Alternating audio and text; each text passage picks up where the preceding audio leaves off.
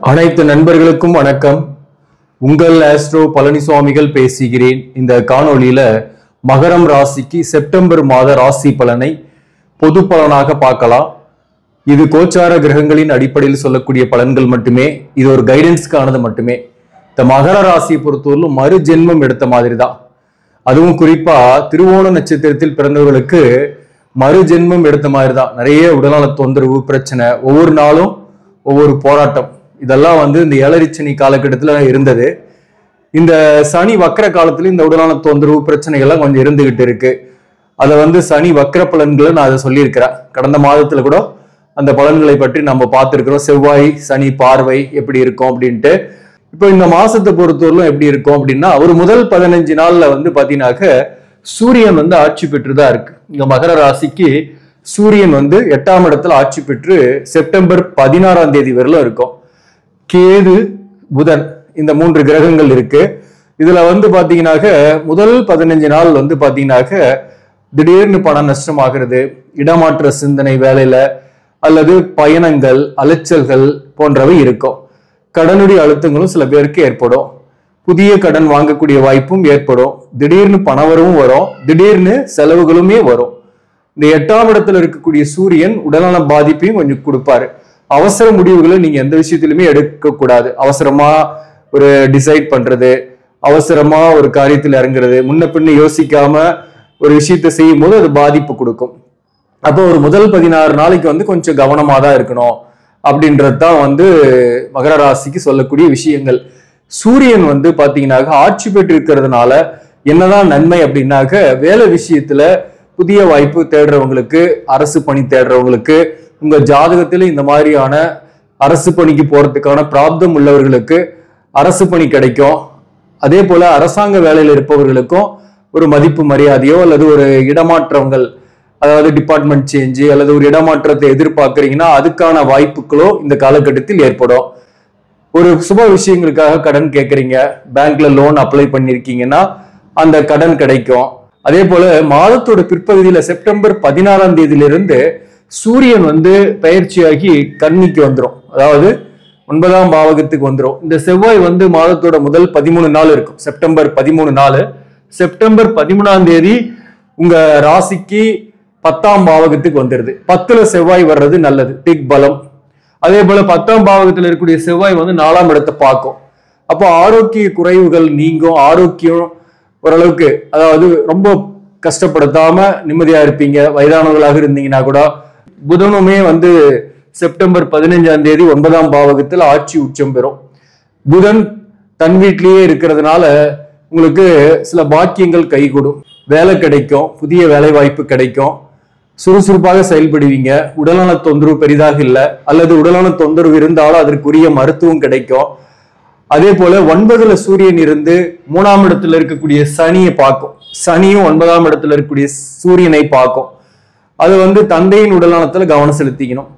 அல்லது தந்தையுடன் கருத்து வேறுபாடு வரும், அல்லது பூர்வீக சொத்து அல்லது தந்தை வழி உறவுகளால சில பிரச்சனைகள் வரக்கூடிய வாய்ப்பும் இந்த காலகட்டத்தில் உண்டு. பூர்வீக சொத்துல சில பிரச்சனைகள் வருதுன்னா ஒரு மாசம் அதை போஸ்ட்போன் பண்ணுங்க. அதுக்கப்புறம் அதுக்கான டிசைட் பண்ணலாம்.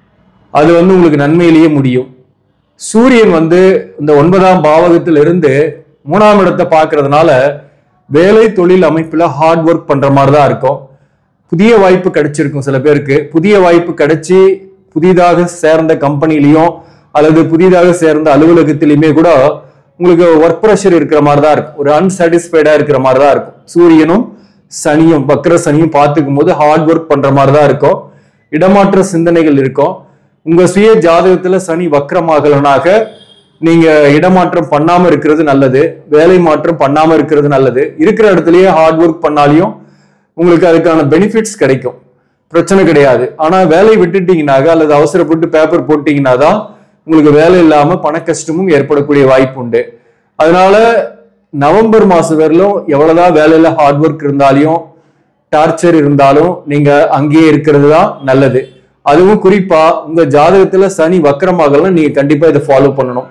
அப்பதான் பிரச்சனையில சிக்காம இருப்பீங்க. ஆல்ரெடி நான் வேலையை விட்டுட்டேன், வேலை இல்லாம இருக்கிறேன், நான் வேலை தேடினா கிடைக்குமா அப்படின்னாக்க, உங்க சுய ஜாதகத்துல சனி வக்கரமா இருந்துச்சுன்னா வேலை தேடினா கிடைக்கும். ஏன்னா புதனும் வந்து ஆட்சி பெறுறதுனால உங்க சுய ஜாதகத்தின்படி வக்கரம் பெற்றிருந்தால் புதிய வாய்ப்பு கிடைக்கும். இல்லைன்னா அலைச்சலோட தான் இருக்கும். 2 மாசம் போஸ்ட்மெண்ட் ஆகும் வேலை கிடைக்கிறதுல. அதை வந்து கிளியர் கட்டா நான் சொல்றேன். ஏன்னாக இந்த நேரத்துல வந்து வேலையை மாத்தாம இருக்கிறது நல்லது. அதே போல கடையை மாத்தாம இருக்கிறது நல்லது. தொழில் செய்யக்கூடியவர்களுக்கு வருமானம் வரும், ஆனா அதை விட அதிகமான விரயங்கள் வரும். நிறைய எக்ஸ்பென்சஸ் பண்ணக்கூடிய சூழ்நிலைகளும் இந்த காலகட்டத்தில் உண்டு. ஆனா இருக்கக்கூடிய வேலையில உயர் பதவிக்கு முயற்சி பண்றீங்க அல்லது தலைமை பதவிக்காக ட்ரை பண்ணிட்டு இருக்கிறீங்க, ஒரு ப்ரமோஷன் கிடைக்குமா அப்படின்னு எதிர்பார்க்கறீங்கன்னா அதற்கான வாய்ப்பு மாதத்தோட பிற்பகுதியில உண்டு. அரசு பணியில் இருப்பவர்களுக்கு 10ல வந்து செவ்வாய் வந்து போது திக்பலம். அந்த வகையில வந்து பதவியில் மாற்றம், உயர் பதவி, டிபார்ட்மெண்ட் சேஞ்சஸ் போன்றவை ஏற்படும். எங்க போனாலையும் கொஞ்சம் கூடுதல் பணிச்சுமை இருக்கும். மற்றவங்க வேலையெல்லாம் கூட நீங்க தான் எடுத்து போட்டுட்டு செய்யற மாதிரி இருக்கும். ஆனா நல்ல பேர் இருக்கும். ஹார்ட் ஒர்க் பண்ணீங்கன்னா அதுக்கான நல்ல பேரும் அதுக்கான ஊதியமும் கண்டிப்பாக உண்டு. அதாவது சனி வக்கரமாயி 3ஆம் இடத்துல இருக்கும்போது நிறைய எஃபோர்ட் போடுவீங்க. தொழில எப்படியாவது சாதிக்கணும், உங்களுடைய பழைய பொசிஷனை ரீடைன் பண்ணணும்ன்றதுக்காக ஹார்ட் ஒர்க் பண்ணுவீங்க, சுறுசுறுப்பா செயல்படுவீங்க, வாய்ப்புகளை தேடுவீங்க. ஆனாலும் சில முயற்சிகள் தள்ளி போகும். நினைச்சது ஒண்ணு நடப்பது ஒண்ணுன்னு சில நேரங்கள்ல தள்ளி போகும். ஆனா மாதத்தோட பிற்பகுதியில் அந்த முயற்சி சிலதெல்லாம் கைகூடும். இப்ப திருமண வாழ்க்கை முக்கியமா பார்க்கும்போது, திருமண வாழ்க்கை பொறுத்தவரை ராசிக்கு 7ஆம் இடத்துல முதல் 14 நாள் வந்து சுக்கிரன் இருக்கு. சுக்கிரன் 7ஆம் இடத்துல இருக்கிறது நல்லது. அதாவது பகை வீடா இருந்தாலும் சுக்கிரன் 5க்குரியவன் 7ஆம் இடத்தோடு இருக்கும்போது காதல் கைகூடும். திருமண வாழ்க்கையிலையும் கணவன் மனைவி ஒன்னாவே இருக்கிறீங்கன்னா கூட அந்யோன்யமா இருப்பீங்க. எதிர்ப்பாளினரால் இந்த நேரத்துல ஒரு ஆதாயம் உண்டு அல்லது அவங்களுடைய சப்போர்ட் உண்டு. சில பேருக்கு புதிய காதல் கூட வரும். இளைய தலைமுறையாக இருக்கீங்கன்னா புதிய காதல் வரும். இன்னுமே கல்யாணம் ஆகலனாக கல்யாணத்துக்காக வரன் பாக்குறீங்கன்னா வரன் அமையக்கூடிய வாய்ப்பு உண்டு. அல்லது எதிர்கால வாழ்க்கை துணைவரை சந்திக்கக்கூடிய வாய்ப்புகள் உண்டு. ஒரு புதிய வரவு வீட்டுக்கு வரத்துக்கும் வாய்ப்புகள் உண்டு. இதெல்லாம் பாசிட்டிவான விஷயம். 7ஆம் இடத்துல சுக்கிரன் வந்து முதல் பகுதியில் இருக்கிறது நன்மை. அதே செப்டம்பர் 14ஆம் தேதியிலிருந்து 8ஆம் இடத்துக்கு சுக்கிரன் வந்துடுது. சுக்கிரன் சிம்மத்திலையும் பகைதான். 8ல சுக்கிரன் இருந்தாலையும் எதிர்ப்பாளுடைய நட்பு, அஃபயர் இதெல்லாமே வரும். சப்போஸ் பிரிஞ்சிருக்கீங்க, லவ் பண்ணிட்டு இருக்கிறோம், கொஞ்சம் மனஸ்தாபமா இருக்கு, பிரிஞ்சு இருக்கிறோம், நாங்க வந்து சேருவோமா அப்படின்னாக்க பொது பலனாதான் அதை சொல்ல முடியும். நான் சேரத்துக்கு வாய்ப்பு இருக்கு. ஒருத்தருடைய ஜாதகத்துல காதல் சக்சஸ் ஆகணும்னா அதுக்கு அமைப்புகள் பற்றி நிறைய வீடியோக்கள் நான் பேசியிருக்கிறேன். அதை பாருங்க முடிஞ்சாக. அதாவது நம்ம சுய ஜாதகத்துல காதல் சக்சஸ் ஆகக்கூடிய அந்த அமைப்பு 5க்குரியவன் 5ஆம் இடத்துல ஆட்சி பெறுறது, 5ஆம் இடத்துல சுக்கிரன் நிக்கிறது, செவ்வாயோட சுக்கிரன் சேர்றது, ஒரு கலஸ்தர தோஷம் இருந்தா கூட அவங்களுக்கு காதல் சக்சஸ் ஆயிடும். காதல் சக்சஸ் ஆயிடுச்சானா லைஃப் எப்படி இருக்குன்னா கொஞ்சம் போராட்டமா இருக்கும். கலஸ்தர தோஷம் இருந்து காதல் சக்சஸ் ஆனாக. ஸோ அதெல்லாம் நம்ம கன்சிடர் பண்ணணும். அந்த வகையில பார்க்கும்போது நிறைய பேர் கமெண்ட் பண்றீங்க, நாங்க பிரிஞ்சு இருக்கிறோம், என்னுடைய காதலி அல்லது காதலன் எங்களை விட்டுட்டு போயிட்டாரு, என்னை விட்டு போயிட்டாரு, நாங்க சேருவோமான்ட்டு. இதற்கு பொது பலன் வந்து நாம வீடியோவில் சொல்ற விஷயம்தான். வாய்ப்பு இருக்கு, சேரத்துக்கான வாய்ப்பு இருக்கு. ஏன்னா சுக்கிரன் 7ல இருக்கிறாரு, 8ல இருந்தாலும் வாய்ப்பு இருக்கு. அதே சமயத்துல நம்ம ஜாதகத்துல அந்த பிராப்தம் இருக்கணும். சட்டில் இருந்தாதான் அகப்பையில வர்றதுக்கு. நம்ம கோடீஸ்வரன் ஆகணும்ன்ற நம்ம ஜாதகத்துல பிராப்தம் இருந்தாதான் நம்ம வந்து என்ன பண்ண முடியும், கோடீஸ்வரன் ஆக முடியும். மகர ராசியில் இருக்கிறவங்க எல்லாருமே கோடீஸ்வரனாகவும் இருக்கிறது இல்ல, மகர ராசியில் இருக்கிறவங்க எல்லாருமே கஷ்டப்பட்டுட்டும் இருக்கிறது இல்ல. அந்தந்த பிராப்தம் இருக்கிறவங்களுக்கு அந்தந்த விஷயங்கள் சூட்டபிளா இருக்கும்.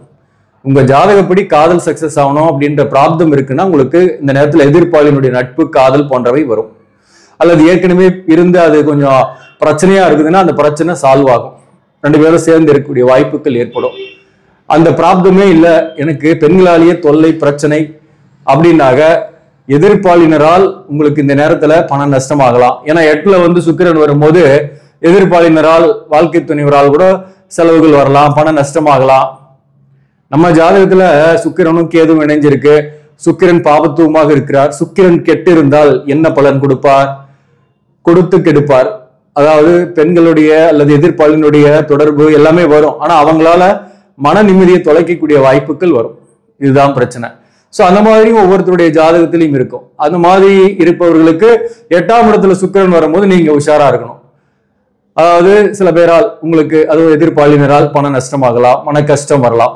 அதே போல 8ல இருக்கக்கூடிய சுக்கிரன் மாதத்தோட பிற்பகுதியில தனவரவை கொடுத்தாலும் கடனையும் கொஞ்சம் கொடுக்கும். கடன், புதிய கடன் வாங்குவீங்க. 6ஆம் இடத்துல குரு இருக்கிறது ஒரு நிலையில வந்து பாத்தீங்கன்னாக்க 12ஆம் பாவகத்தை பாக்குறதுனால விரயத்தை அதிகரிக்கும்.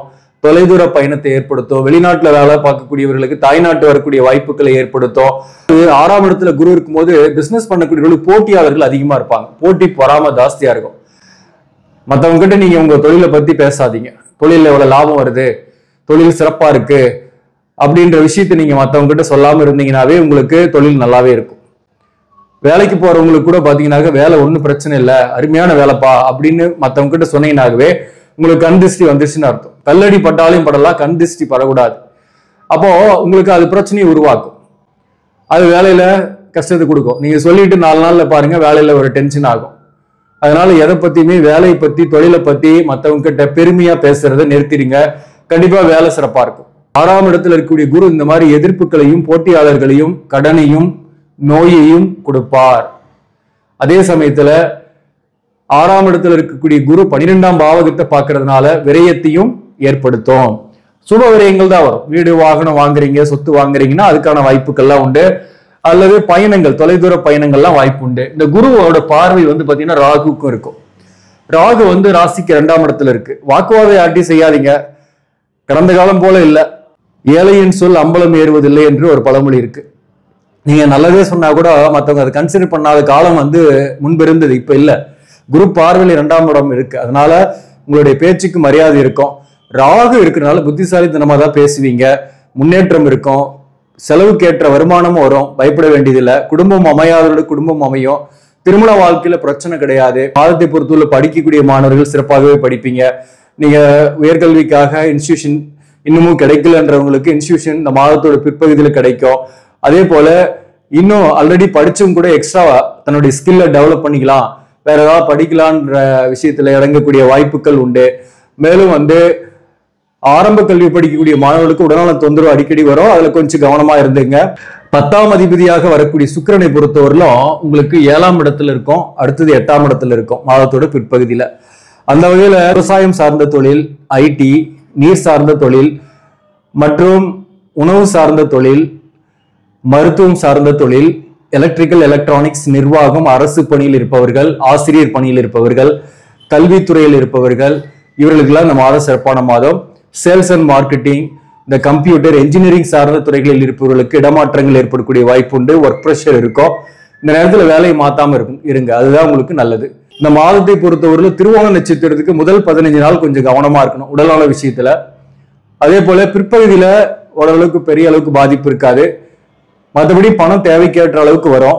விரயங்களும் கொஞ்சம் அதிகமாகும். திருவோண நட்சத்திரத்தில் பிறந்தவர்களை பொறுத்தவரை குடும்ப வாழ்க்கையில பெரிய அளவுக்கு தொந்தரவு இல்லை, பிரச்சனை கிடையாது. சப்போர்ட் இருக்கும், எதிர்ப்பாளனுடைய சப்போர்ட் இருக்கும். சில பேருக்கு எதிர்ப்பாளனுடைய நட்பு, காதல் போன்றவை கூட ஏற்படக்கூடிய வாய்ப்பு உண்டு. அவிட்டம் நட்சத்திரத்தில் பிறந்தவர்களுக்கு பிள்ளைகளால செலவுகள் ஏற்படும். பிள்ளைகளுக்கு சுப செலவுகள் செய்வீங்க. அவிட்டம் நட்சத்திரத்தில் பிறந்தவர்களுக்குமே முதல் 15 நாள் உடல்நல விஷயத்துல கவனமா இருந்துங்க.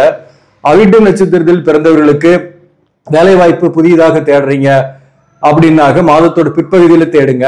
அவிட்டம் நட்சத்திரத்தில் பிறந்தவர்களுக்கு கணவன் மனைவி உறவு நிலையை பொறுத்தவரையிலும் பெரிய அளவுக்கு பாதிப்பு இல்லை. ஒற்றுமையா தான் இருப்பீங்க. ஒன்னாவே இருக்கக்கூடியவர்கள். பிரிந்து இருக்கக்கூடியவர்கள் சேர்வார்களா அப்படின்னாக்க உங்க ஜாதகத்துல தோஷங்கள் இல்லாத பட்சத்துல பொருத்தம் கரெக்டா இருக்குன்னாக முயற்சி பண்ணலாம். அது நவம்பர் மாசத்துல இருந்து நீங்க முயற்சி பண்ணுங்க, சேரத்துக்கான வாய்ப்புகள் வரும்.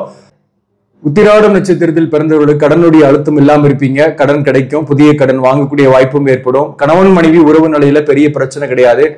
பிள்ளைகளால செலவுகளும் சுப செலவுகளும் ஏற்படக்கூடிய காலகட்டம் தான். உத்திராடம் நட்சத்திரத்தில் பிறந்தவர்களுக்கு இந்த காலகட்டத்தில் பயணங்கள், அலைச்சல்கள் இருக்கும். தேவையற்ற பயணங்கள், அலைச்சல்களை தவிர்க்கவும். உத்திராடம் நட்சத்திரத்தில் பிறந்தவர்கள் குடும்ப உறுப்பினர்களுக்கு ஹெல்த் இஷ்யூஸ் வரலாம்.